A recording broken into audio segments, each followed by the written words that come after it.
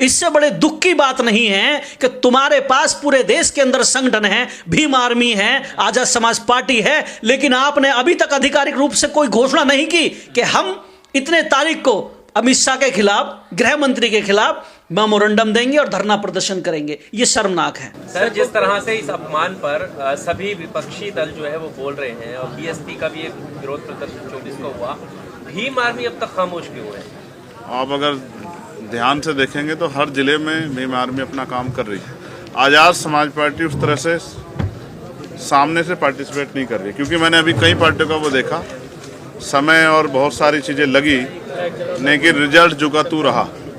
तो मैंने कहा ना कि अगर हम 2 कदम पीछे हटे हैं तो इसलिए नहीं कि हम इस विरोध का हिस्सा नहीं है। पार्लियामेंट में भी सबसे पहले ये विरोध हम लोगों ने शुरू किया, लेकिन हम लोग पीछे इसलिए हटे हैं कि हम इसकी बड़ी तैयारी करेंगे, और चाहे दिल्ली में या जिस भी तरह से पार्टी की जो स्ट्रेटजी होगी, ऐसा मजबूत जो है विरोध दर्ज कराएंगे कि सरकार के पैर उठे। ये आपका सवाल बहुत अच्छा है, क्योंकि समाज को ऐसा लगने लगा था कि बहन कुमारी मायावती या बसपा खत्म होने वाली है और हमारे बीच में एक युवा नेता आया है चंद्रशेखर आज़ाद।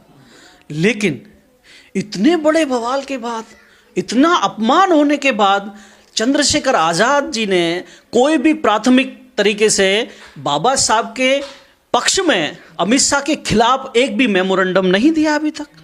चाहे तो उनका पूरे देश के अंदर संगठन है, वो पूरे देश के अंदर एक नया आंदोलन छेड़ सकते हैं, लेकिन वो साइलेंट हैं और वो ये कह रहे हैं कि हम कुछ करना चाहते हैं। क्या करना चाहते हो? जब समाज तुम्हें ठुकरा देगा, समाज देख रहा है, ये भी जानता है समाज कि जिस टीवी चैनलों ने आज तक बहन कुमारी मायावती जी को डिबेट पर नहीं बुलाया या उनसे डिबेट नहीं करते, तुम्हें डिबेट पर क्यों बुला रहे हैं? समाज ये भी समझ रहा है कि जिस संघ, जिस भाजपा की देन की वजह से आप संसद में पहुंचे हो और बाबा साहब के अपमान पर चुप हो, चंद्रशेखर आजाद जी, समाज देख रहा है। आपसे जो उम्मीद थी समाज को, आपने उसे चूर चूर कर दिया।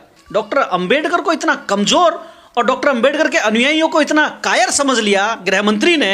इन्हें पता नहीं है कि ये जिंदगी में भी इस्तीफा तो इन्हें देना पड़ेगा और जिंदगी में भी संसद छोड़ो, विधानसभा के योग्य नहीं बचेंगे। जिस तरीके से गृह मंत्री ने अब शब्दों का इस्तेमाल किया, जिस तरीके से अमर्यादित भाषा का इस्तेमाल किया, और उसके बाद देश के प्रधानमंत्री नरेंद्र मोदी ने 6 ट्वीट लगातार उनके पक्ष में किए, ये और भी ज्यादा शर्मनाक हो गया। तोड़ मरोड़ कर पेश किया जा रहा है, ये उनकी सोच है, लेकिन जो उनकी प्रेजेंटेशन है निहायत ही बेहूदी है, बहुत ही शर्मनाक है। जिस तरीके से वो गुजरात में तड़ीपार हुए थे, उन्होंने गृह मंत्री होने के बावजूद भी अपनी भाषा को तड़ीपार वाली भाषा में ही सम्मिलित रखा, अपनी भाषा को सुधारा नहीं। जबकि ये गृह मंत्री को पद ग्रहण करने से पहले अपने आप को ट्रेंड कर लेना चाहिए था कि अब मैं तड़ीपार नहीं, देश का गृह मंत्री बनने वाला हूं, मुझे अपनी भाषा शैली, अपनी आदतों में सुधार करनी चाहिए। लेकिन उन्होंने कोई सुधार नहीं किया। वो बाबा साहब को जिन्ना से जोड़ना चाहते हैं। जिस तरीके से मुस्लिम लीडरों के बारे में या मुस्लिम लोगों के बारे में वो कुछ भी बोल जाते हैं और सड़कों पर कोई आंदोलन नहीं करता और सब उनके प्रति तालियां बजाते हैं। डॉक्टर अंबेडकर को इतना कमजोर और डॉक्टर अंबेडकर के अनुयायियों को इतना कायर समझ लिया गृह मंत्री ने। इन्हें पता नहीं है कि ये जिंदगी में भी इस्तीफा तो इन्हें देना पड़ेगा और जिंदगी में भी संसद छोड़ो, विधानसभा के योग्य नहीं बचेंगे। ये ऐसी ताकत डॉक्टर अंबेडकर के नाम में है और उनके अनुयायियों की ताकत है। कि स्वर्ण मिल जाएगा, कहाँ अंबेडकर अंबेडकर आप लोग रट रहे हैं, इससे तो भगवान का नाम रटिए। देखिए, कहने की बात है, क्या संविधान से पहले भगवान नहीं था? अनुसूचित जाति, अनुसूचित जनजाति के लोगों के लिए, जिन्हें अछूत कहा जाता है, जिन्हें शूद्र कहा जाता है, जिन्हें अनटचेबल कहा जाता था, क्या उससे पहले, संविधान से पहले भगवान नहीं थे? आज भी अनुपमा, आप पूरे देश के अंदर देखेंगे घटनाएं होती हैं कि मंदिर में घुसने पर मार दिया गया, पीट दिया गया। यहां तक कि मैं कह रहा हूं, आप अछूतों की छोड़िए ना, शूद्रों की स्थिति देखिए। जब अखिलेश यादव मुख्यमंत्री थे और भारतीय जनता पार्टी जब सत्ता में आई 2017 में, योगी जी मुख्यमंत्री बने, तो गौमूत्र से और गंगा जल से मुख्यमंत्री सचिवालय को, मुख्यमंत्री की सीट को गौमूत्र और गंगा जल से पवित्र किया गया था। गौतम जी, आप लोगों ने इतना शर्मनाक है ये।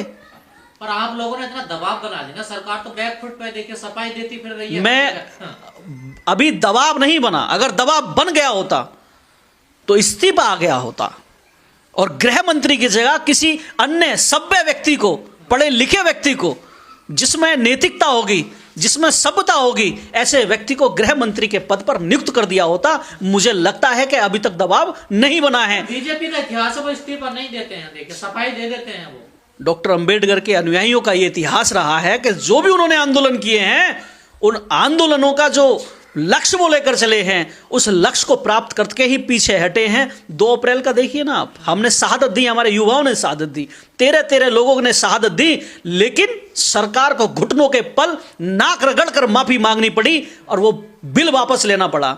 इसी तरीके से जिस तरीके से 2 अप्रैल वाला कांड हुआ था, जिस तरीके से SC/ST एक्ट में जो बदलाव हुए थे उन्हें वापस लेना पड़ा, उसी तरीके से गृह मंत्री अमित शाह को अपनी बदजवानी के लिए माफी भी मांगनी पड़ेगी और इस्तीफा भी देना पड़ेगा।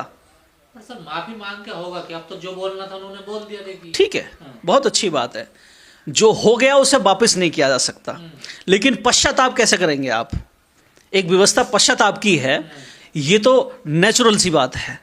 चलो मान लेते हैं कि आपने अनजाने में करी, तो माफी मांगो और इस्तीफा दो, लेकिन वो गृह मंत्री हैं, उनका एक IAS व्यक्ति तैयार करता है, एक पढ़ा लिखा व्यक्ति तैयार करता है। जिस तरीके से गृह मंत्री ने अब शब्दों का इस्तेमाल किया, जिस तरीके से अमर्यादित भाषा का इस्तेमाल किया, और उसके बाद देश के प्रधानमंत्री नरेंद्र मोदी ने 6 ट्वीट लगातार उनके पक्ष में किए, ये और भी ज्यादा शर्मनाक हो गया।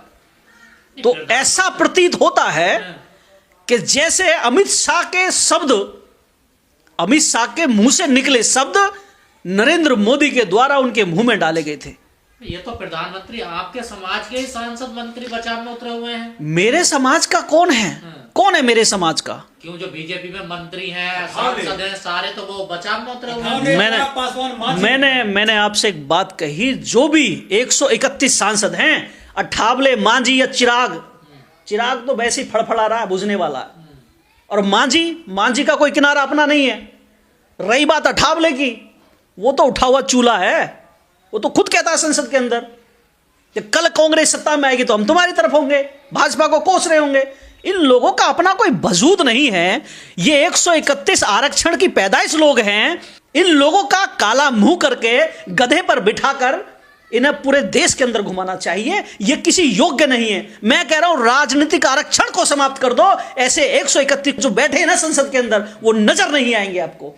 ये अपने महापुरुषों के प्रति इतने शर्मनाक है कि उनके अपने महापुरुषों का सम्मान नहीं करना जानते। ये नालायक नमक। इनकी जुबान क्यों नहीं खुल रही है इस मैटर में? इनकी जबान इसलिए नहीं खुल रही कि इनका आका, इनका खुदा, इनका ईश्वर, जिसे ये राजनीतिक ईश्वर मानते हैं, जिसे ये अपना भाग्य विधाता मानते हैं, ये उसके खिलाफ नहीं जा सकते। जिस गठबंधन में रहकर ये मंत्री बने हुए हैं, सांसद बने हुए हैं, अगर इन्होंने उस गठबंधन के खिलाफ बोला तो इनकी सांसदता भी रद्द हो सकती है। इन्हें कुर्सी प्यारी है, इनके बाप को गाली बको, इनकी मां को गाली बको, इन्हें कोई फर्क नहीं पड़ेगा। ये नमक हराम लोग हैं। तो बाबा साहब के साथ में धोखा कर रहे हैं ये मैंने कहा, इनकी तो मां को भी शर्म आती होगी कि मैंने किस नालायक बच्चे को जन्म दिया है, जो अपने महापुरुषों का सम्मान नहीं बचा सकता, जो मेरी मान मर्यादा नहीं बचा सकता। बताइए मुझे, ये आरक्षण की पैदाइश है, एक्सीडेंटल लीडर है, ये नेता है। लेकिन जिस प्रकार बीएसपी ने फैसला लिया, 24 दिसंबर को देश भर में आंदोलन उन्होंने किया, उस प्रकार आजाद समाज पार्टी, भीम आर्मी ने कोई नहीं लिया फैसला। ऐसा चंद्रशेखर भले से टीवी पर बोल रहे हैं, लेकिन भीम आर्मी का या आजाद समाज पार्टी का कोई ऐसा बड़ा फैसला अभी तक नहीं आया। क्या वजह लग रही है इसके? ये आपका सवाल बहुत अच्छा है, क्योंकि समाज को ऐसा लगने लगा था कि बहन कुमारी मायावती या बसपा खत्म होने वाली है और हमारे बीच में एक युवा नेता आया है चंद्रशेखर आजाद। लेकिन इतने बड़े बवाल के बाद, इतना अपमान होने के बाद चंद्रशेखर आजाद जी ने कोई भी प्राथमिक तरीके से बाबा साहब के पक्ष में, अमित शाह के खिलाफ एक भी मेमोरेंडम नहीं दिया अभी तक। चाहे तो उनका पूरे देश के अंदर संगठन है, वो पूरे देश के अंदर एक नया आंदोलन छेड़ सकते हैं, लेकिन वो साइलेंट हैं और वो ये कह रहे हैं कि हम कुछ करना चाहते हैं। क्या करना चाहते हो? जब समाज तुम्हें ठुकरा देगा समाज देख रहा है। ये भी जानता है समाज कि जिस टीवी चैनलों ने आज तक बहन कुमारी मायावती जी को डिबेट पे नहीं बुलाया या उनसे डिबेट नहीं करते, तो मैं डिबेट पे क्यों बुला रहे हैं। समाज ये भी समझ रहा है कि जिस संघ, जिस भाजपा की देन की वजह से आप संसद में पहुंचे हो और बाबा साहब के अपमान पर चुप हो, चंद्रशेखर आजाद जी, समाज देख रहा है। आपसे जो उम्मीद थी समाज को, आपने उसे चूर चूर कर दिया। हालांकि मेरे जैसे लोग तो पहले ही जानते हैं कि यहाँ 12 बीघे में दाना है नहीं। कुछ लोग आते हैं फिर वो चले जाते हैं।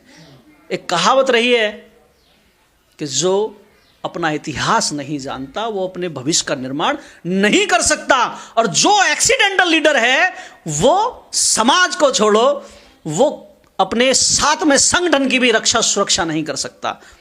आपने देखा होगा पिछली बार इनके संगठनों के अंदर, आजाद समाज पार्टी के अंदर, पार्टी के ही लोग पार्टियों के कार्यकर्ताओं का ही शोषण करते हैं, लेकिन नेता नहीं बोलता। तो ये बाबा साहब पर क्या बोलेंगे जब अपने साथ काम करने वालों पर नहीं बोलते। चंद्रशेखर तो बोल रहे हैं मीडिया पे लगातार, लेकिन पार्टी की संगठन की तरफ से कोई बड़ी कॉल नहीं दी गई है। देखिए, आप टीवी पर बोल रहे हैं, डिबेट में बैठे हैं और वहां पर बैठकर अपनी राजनीति कर रहे हैं। आप जमीन पर इस मुद्दे को लेकर नहीं लड़ रहे हैं, यह शर्मनाक है। इससे बड़े दुख की बात नहीं है कि तुम्हारे पास पूरे देश के अंदर संगठन है, भीम आर्मी है, आजाद समाज पार्टी है, लेकिन आपने अभी तक आधिकारिक रूप से कोई घोषणा नहीं की कि हम इतने तारीख को अमित शाह के खिलाफ, गृह मंत्री के खिलाफ मेमोरेंडम देंगे और धरना प्रदर्शन करेंगे। यह शर्मनाक है। तो क्या वजह लग रही है इसके पीछे? क्यों? वजह सिर्फ इतनी है कि वो भाजपा के द्वारा लाए गए हैं और भाजपा का वो काम कर रहे हैं चुप रहकर। ये सबको दिख रहा है, मेरे मुंह से मत खुलवाइए। आप भाई हैं हमारे, कोई बात नहीं, वो तो आगे भी रहेंगे, आज भी हैं, हमेशा रहेंगे। मतलब दबाव में कहना चाह रहे हैं? बिल्कुल दिख रहा है, दिख रहा है, दबाव दिख भी रहा है ना। क्या आप पत्रकार हैं? आपने भी तो सवाल किया था, मैंने देखा, आपने उनका इंटरव्यू लिया तो आपने भी सवाल किया, तो आपको भी महसूस हुआ होगा कि वो दबाव में हैं। वो चाहते हैं कि किसी ऐसी कमेटी का मुझे सदस्य बना देगी भारतीय जनता पार्टी